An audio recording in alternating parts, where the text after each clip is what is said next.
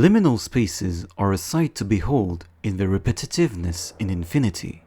But most of the time they're used to have a creepy, uncanny, and horror context to make the player feel uneasy.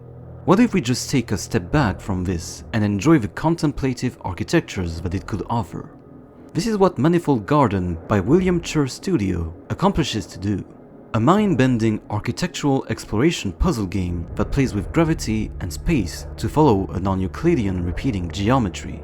At first, the space complexity can be difficult to adapt when approaching walls to shift gravity alongside it.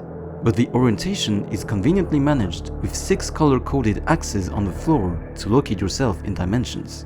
Stepping outside of the confined walls is when the true magic happens. Free falling when stepping out from the edges is a whole brand new experience in every level, as your gut and eyes always clenches from a moving view, and it infills you with an almost zen-like state in every angle.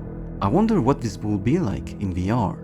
These factors bring a strange fascination to the infiniteness of buildings, floors, walls, or repetitive patterns depending on your orientation, as if there were giant invisible portals in all the axes and horizons.